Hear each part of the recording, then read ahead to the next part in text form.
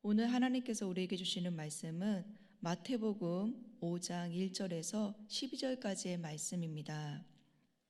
신약 성경은 5쪽에 있습니다. 오늘 하나님께서 우리에게 주시는 말씀은 마태복음 5장 1절에서 12절까지의 말씀입니다. 저와 여러분이 함께 교독하시겠습니다.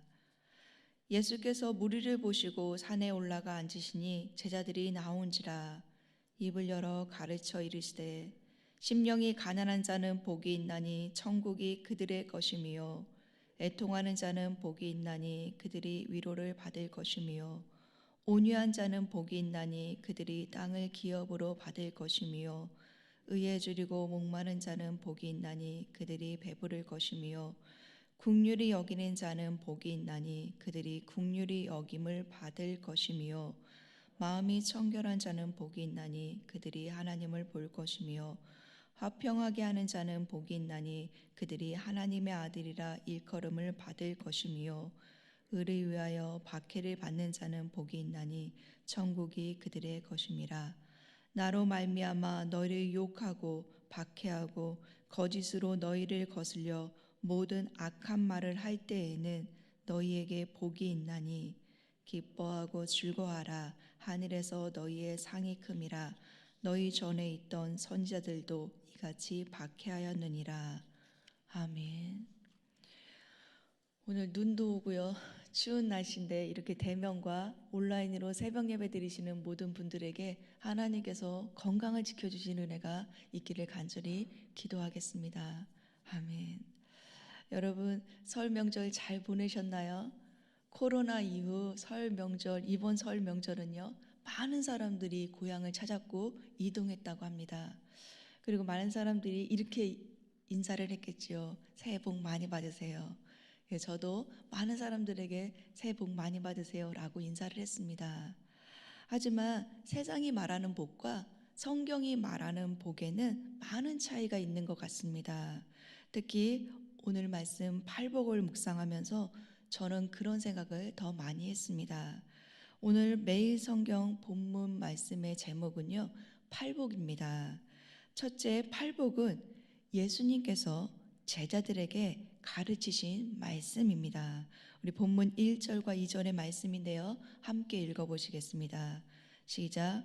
예수께서 무리를 보시고 산에 올라가 앉으시니 제자들이 나온지라. 입을 열어 가르쳐 이르시되. 아멘. 예수님은요, 무리를 보시고 산에 올라가 앉으셨습니다. 이것을 산상수훈이라고 말합니다. 산상수훈은요, 팔복의 말씀으로 시작합니다. 근데 여기서 앉아서 가르치셨다, 이 표현은요, 유대인들에게는 아주 익숙한 모습입니다. 왜냐하면 권위 있는 랍비들은요, 대부분 앉아서 가르쳤기 때문에 그렇습니다. 그러니까 팔복의 말씀은 예수님이 스승이 되어서 제자들에게 가르치신 말씀입니다. 그리고 예수님이 입을 열어 가르쳤다는 이 표현 역시 유대인들에게는 익숙한 구약적 표현입니다. 즉 중대한 공개적 선언을 하고자 할 때 이 말을 사용했습니다. 즉 마태복음을 기록한 마태는요, 지금부터 소개될 예수님의 가르침은 제자들에게 공개적으로 주어진 중대한 선언임을 말하고 있는 것입니다. 이처럼 팔복은 제자들에게 공개적으로 선언된 중대한 말씀이었습니다. 근데 여기서 제자란요, 왕이신 그리스도의 통치를 받고 그분을 따르는 사람이 제자입니다. 그래서 팔복은요, 하나님의 나라와 제자도를 가르쳐주는 말씀입니다. 또한 팔복은 하나님의 통치를 받는 제자들에게 주어지는 하나님 나라 백성의 원리입니다. 그러기에 팔복은요, 오직 하나님의 통치를 받는 자만이 그분께서 베풀어 주시는 은혜와 능력으로 행할 수 있는 삶의 원리입니다. 따라서 제자라면요, 먼저 우리의 삶의 방향을 하나님께 바꾸고 그분의 통치를 따라야 합니다. 그렇게 왕이신 하나님의 통치를 받는 제자라면 성경은 이미 행복한 자다, 복 있는 자다라고 말하고 있습니다. 그래서 팔복은요, 제자들이 누리는 행복의 선언입니다. 즉, 행복을 추구하기 위해서 이것을 해야 되고 저것을 하지 말아야 된다는 윤리적인 가르침이 아니라는 것입니다. 그러기에 우리는요, 팔복을 묵상할 때 우리 안에 먼저 부담감을 좀 내려놨으면 좋겠습니다. 저는 팔복을 묵상하면서 내 안에 부담감이 있었거든요. 심령이 가난해야 돼, 애통해야 돼, 의를 위하여 박해를 받아야 돼, 이런 부담감이 있었는데요. 이 말씀은 그래서 어쩌면 이 땅에 살아가는 우리가 실천할 수 없는 말씀 아니야? 이렇게 생각을 했는데, 그런 부담감을 다 내려놓고 실천할 수 없는 말씀이라는 규정 또한 갖지 않고, 우리 안에 이 팔복은요, 우리 혼자 힘으로는 할 수 없지만 하나님 나라가 내 안에 임하고 그분의 통치가 이루어질 때 그분의 은혜로 실천할 수 있는 말씀임을 기억하고 이 말씀을 나의 말씀으로 받는 은혜가 있었으면 좋겠습니다.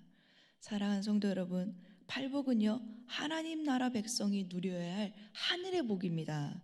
그러기에 하나님의 통치를 받는 제자라면 이미 우리는 복받은 자입니다.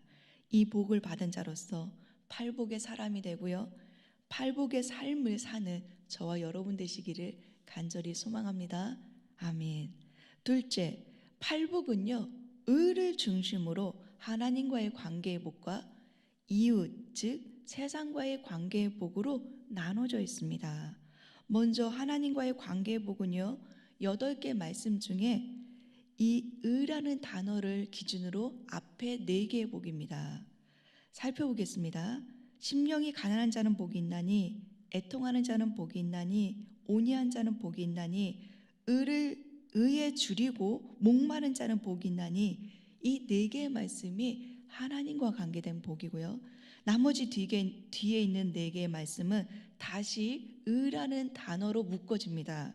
긍휼히 여기는 자는 복이 있나니, 마음이 청결한 자는 복이 있나니, 화평하게 하는 자는 복이 있나니, 의를 위하여 박해를 받는 자는 복이 있나니 라는 4개의 말씀으로 나눠져 있습니다.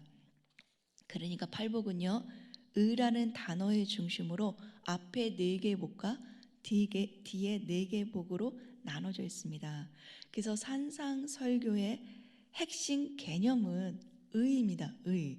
그러니까 산상설교가 마태복음 5장부터 계속 이어지잖아요. 6장, 7장까지요. 그 중심 개념이 의라는 겁니다. 근데 이 팔복은 또 다른 중심 개념이 있습니다. 중심 사상이요. 자, 그거는요, 첫 번째, 심령이 가난한 자에게 주어지는 게 천국입니다. 그리고 마지막, 의를 위하여 박해를 받는 자에게 주어지는 복 또한 천국입니다. 그래서 처음과 마지막이 천국으로 감싸고 있기 때문에 팔복은 하나님 나라가 중심입니다. 그러기에 팔복은 하나님 나라 백성의 삶의 원리라고 말하고 있는 것입니다. 자, 그럼 이제 하나님과의 관계에서 첫 번째 복의 상태의 내용을 자세히 나눠보겠습니다. 본문 3절의 말씀입니다. 우리 함께 읽어보시겠습니다. 시작. 심령이 가난한 자는 복이 있나니 천국이 그들의 것이며. 아멘. 본문에 나오는 복이 있나니 복이 있나니 이렇게 반복되는 단어는요, 헬라어로 마카리오스입니다. 이 단어의 뜻은 하나님의 통치를 받는 자들이 현재 누리는 기쁨과 행복, 곧 복된 상태를 말합니다. 그래서 첫 번째 복된 상태는 심령이 가난한 자입니다. 여기서 심령이 가난하다는 뜻은요, 물질적으로 가난함과 영적인 가난함 2가지 의미를 다 내포하고 있습니다. 이러한 심령이 가난한 자는요, 남의 도움 없이는 살아갈 수 없는 상태를 말합니다. 그래서 가난한 자는 자신은 아무것도 할 수 없는 존재임을 깨닫고 하나님만 의지하는 자입니다. 그러기에 가난한 자는 하나님의 특별한 관심의 대상입니다. 하지만 우리가 여기서 오해하지 말아야 할 것이 있습니다. 가난함이 곧 행복의 조건이 아니라는 것입니다. 가난하면 이 세상에서 살기가 더 어렵습니다. 물질이 없으면 더 고통스러워요. 더 힘듭니다. 그러나 가난하다고 해서 누구나 다 하나님을 의존하는 것은 아닙니다. 그렇기 때문에 가난함이 곧 행복의 조건은 아닌 거죠.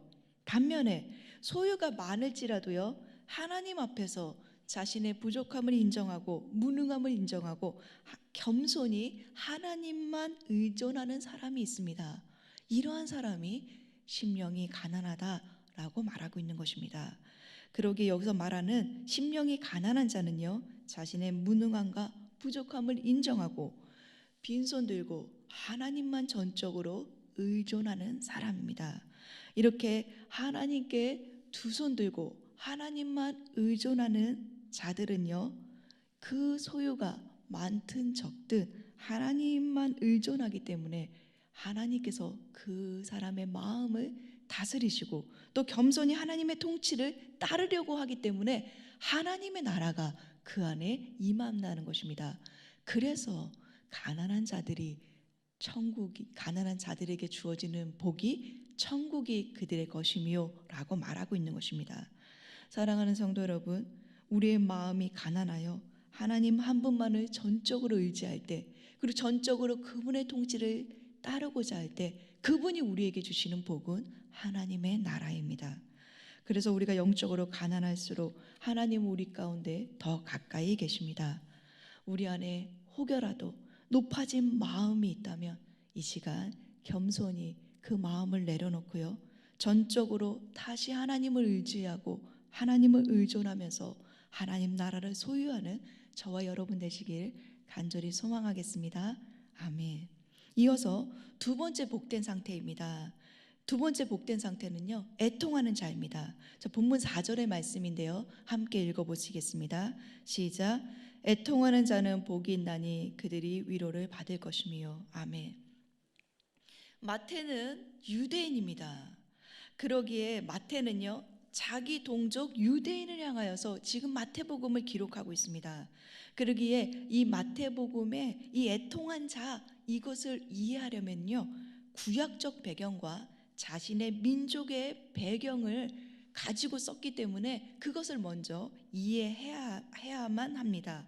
그래서 우리가 애통하는 자의 복된 상태를 이해하려면요, 구약의 그 배경을 먼저 살펴봐야 합니다.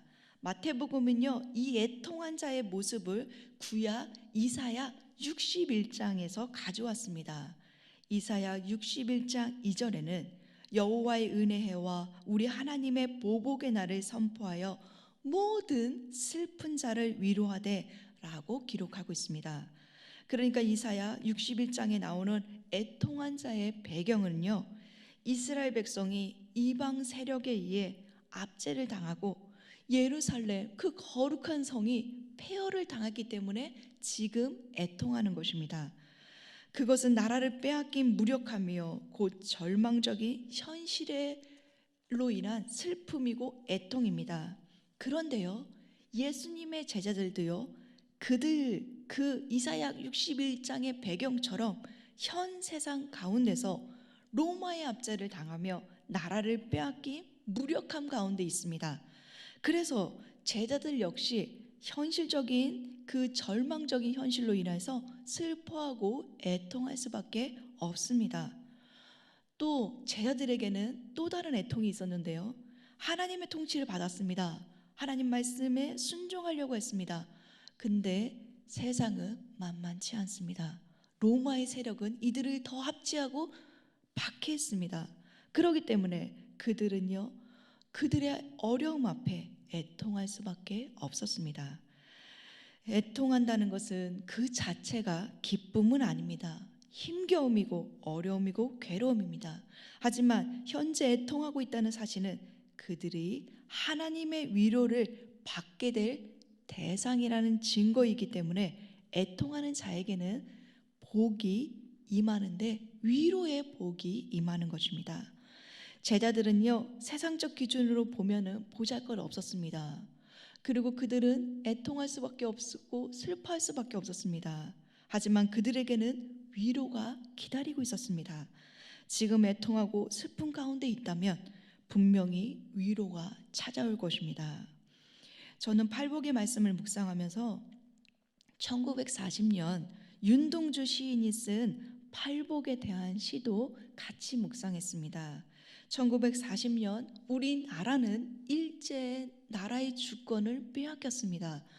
그 윤동주 시인은요, 그 주권을 빼앗긴 나라를 생각하면서 팔복을 썼는데요, 그 시의 내용은 이렇습니다. 슬퍼하는 자는 복이 있나니, 슬퍼하는 자는 복이 있나니, 슬퍼하는 자는 복이 있나니, 슬퍼하는 자는 복이 있나니, 슬퍼하는 자는 복이 있나니, 슬퍼하는 자는 복이 있나니, 슬퍼하는 자는 복이 있나니, 슬퍼하는 자는 복이 있나니, 저희가 영원히 슬퍼할 것이요 라고 시는 끝납니다. 제가 8번 했나요? 맞나요? 이 슬퍼하는 자는 복이 있나니가 8번이나 반복됩니다. 그리고 그 슬픔이 영원히 슬퍼할 것이라고 시가 마무리됩니다. 윤동주 시인은요, 나라를 빼앗긴 슬픔을 시로 표현했습니다. 또한 나라를 빼앗겼지만 자신은 아무것도 할 수 없기 때문에 무력함으로 슬픔을 표현했습니다.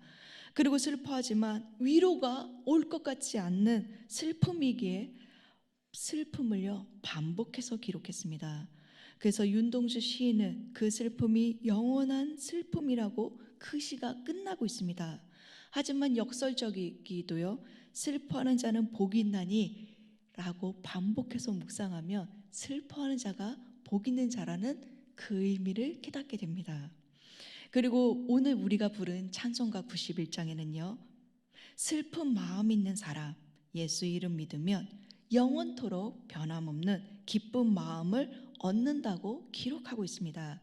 왜냐하면요, 예수의 이름이 세상의 소망이요, 예수의 이름이 천국의 기쁨이기 때문에 그렇습니다. 사랑하는 성도 여러분, 슬퍼하는 자는 복이 있습니다. 근데 그 슬픔이 하나님 앞에 애통할 때, 하나님 아버지 앞에 슬퍼할 때 복이 있습니다. 슬픈 마음을 가진 사람들, 예수의 이름이 있기에 복이 있고 예수의 이름이 있기에 우리에게는 천국의 기쁨이 있습니다. 세상의 소망이고 천국의 기쁨인 이 예수의 이름을요, 끝까지 붙잡아야 됩니다. 이 예수님의 이름을 끝까지 붙잡고 천국의 기쁨을 누리는 저와 여러분 되시길 간절히 소망합니다. 예, 이제 마지막으로요, 시간이 부족해서 7절의 말씀만 나누고 설교를 마무리하고자 합니다. 우리 본문 7절의 말씀입니다. 함께 읽겠습니다. 시작. 긍휼히 여기는 자는 복이 있나니 그들이 긍휼히 여김을 받을 것이며. 아멘. 개역 개정에는 긍휼히 여기는 자는 복이 있나니 라고 말하고 있지만요, 헬라어 성경에는 자비로운 자들은 복이 있나니 이렇게 말합니다. 예수님은 자비가 모든 제자에게 요구되는 제자도의 본질이라고 말하고 있습니다. 왠지 아십니까? 하나님이 자비하신 분이기 때문에 그렇습니다.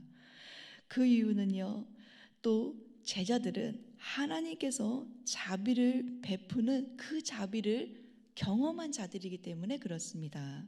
그러니까 하나님이 자비로우신 분이고 그 자비를 경험한 자들이 제자이기 때문에 너희도 자비를 베풀라라고 말씀하고 있는 것이죠. 자비로우신 하나님은 그 자비를 먼저 경험한 자들에게 자비를 베풀라고 말씀하시는데요, 누구까지요? 원수까지요.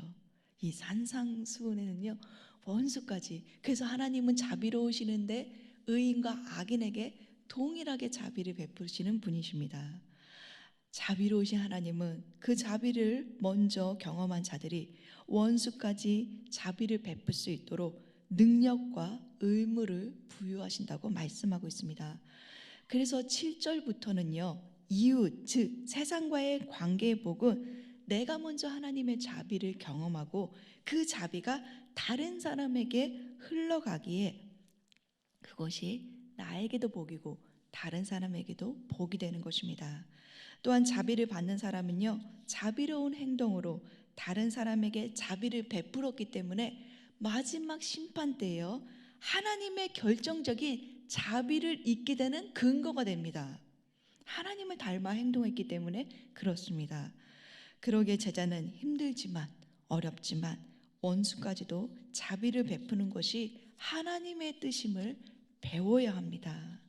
사랑하는 성도 여러분, 우리의 구원은 하나님의 자비에 근거합니다. 우리는 자비하신 하나님의 자비를 입어서 구원을 얻었습니다. 그리고 하나님 나라에 들어갈 수 있습니다. 그러기에 우리도 자비를 베풀어야 합니다. 우리가 다른 사람에게 자비를 베푸고 다른 사람을 긍휼히 여길 때 우리는 제자라 일컬음을 받게 될 것입니다. 근데 그 자비의 첫 번째 대상은, 그 긍휼의 첫 번째 대상은 바로 가족이며 이웃이며 교회 식구들이며 다락방 순원들입니다. 우리는 설 명절을 보내면서 가족들을 만났습니다. 그리고 형제 자매들, 이웃을 만났습니다. 그들과의 만남 가운데 행복한 만남을 가진 사람들도 있을 것입니다. 그러나 더 힘들고 더 괴로운 사람들도 있었습니다.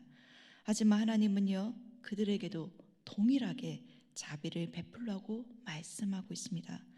내가 손해봤는데요, 내가 더 힘든데요, 나는 왜 자꾸 자비를 베풀어야 됩니까? 그들은 그렇게 하지 않는데. 왜냐고요? 우리는 하나님의 자비를 먼저 입은 자이기 때문에 그렇습니다. 우리는 하나님의 통치를 받은 제자이기 때문에 그렇습니다. 우리는 이미 하나님 나라를 소유한 자이기 때문에 그렇습니다. 저는 팔복을 묵상하면서요, 제 자신에 적용해 봤습니다. 세상에서 보잘것없어 보이고, 그리고요, 영적으로 가난한 저는, 그래서 하나님밖에 의지할 수밖에 없는 저는요, 그것이 부끄러운 것이 아니라 복임을, 이 말씀을 묵상하면서 깨달았습니다. 사실 이 팔복의 말씀을 다 묵상했지만 여러분에게 시간 관계상 다 나눌 수 없는데요, 묵상하면서 제 자신이 더 많은 것을 깨닫고 은혜를 받았던 것 같습니다. 또한 이번 설에도 믿지 않는 가족으로 인해 저는 애통할 수밖에 없었습니다. 근데요, 예전에 저는 그렇게 애통할 때는 좀 제 자신이 슬펐습니다. 그리고 괴로웠습니다. 하지만 이 말씀을 묵상할 때는 애통하는 자가 행복한 자구나 라고 생각을 바꿀 수 있었습니다. 오늘 팔복의 말씀은 세상의 행복의 기준과 너무나도 다른 하나님 나라 제자도를 우리에게 말씀하셨습니다. 세상의 행복의 기준이 아닌 하나님이 말씀하시고 하나님 나라의 복의 기준을 따라 행복한 삶을 누리시는 저와 여러분 되시기를 간절히 소망하겠습니다. 아멘. 기도하겠습니다. 하나님 아버지, 우리의 모습이 세상적 기준에 비추어 본다면 보잘것없고 하찮아 보이지만 영적으로 가난한 자가 복이 있다고 말씀해 주셔서 감사합니다. 가난한 우리 마음 안에 하나님만 의지하여 하나님 나라가 임하게 하심을 또한 감사합니다. 하나님, 우리가 당하는 현실의 어려움으로 인해 힘겹고 슬프고 아프지만 이 슬픔과 아픔을 넘어서 위로하시는 하나님이 계셔서 또한 참으로 감사합니다. 슬픈 마음 있는 사람들에게 예수의 이름을 주시고 천국의 기쁨을 주셔서 감사합니다. 하나님, 이 예수님의 이름을 끝까지 붙잡고 천국의 기쁨을 날마다 누리는 우리 모두가 될 수 있도록 은혜 베풀어 주시길 예수님의 이름으로 간절히 기도드렸습니다. 아멘.